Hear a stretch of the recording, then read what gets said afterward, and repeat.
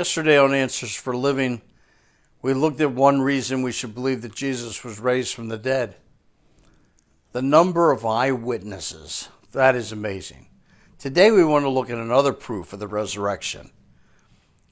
This is one for today. The empty tomb. No one expected Jesus to rise from the dead.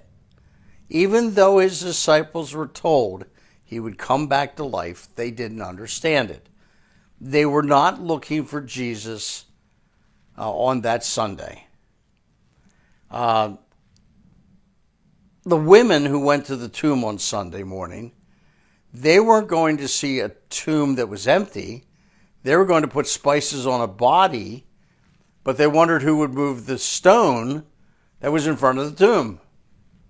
The religious leaders had heard that Jesus said he would rise again, and they didn't believe it, so they asked Rome to send soldiers to guard the tomb just in case the disciples would come and steal the body and then say that Jesus had risen from the dead. So Easter morning, the women see the stone moved and nobody in the tomb. Peter and John race to the tomb and find the tomb empty. And of course, the soldiers who were left unconscious by the angel who rolled the stone away, they knew the body wasn't there. And there was a cover-up that was presented to the population.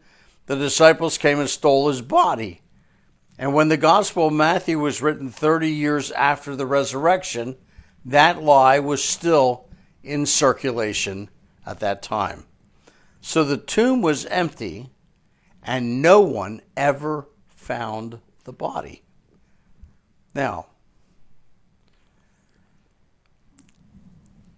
let me tell you, if you didn't believe that Jesus rose from the grave, all you would need to do was drag these 11 disciples into court, one by one threaten them with their own death and the death of their children and the death of their wives, and one of them would have broken rank and said, hey, I know where the body is.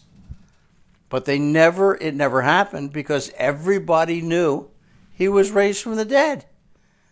And that is one reason we believe in the resurrection of Christ.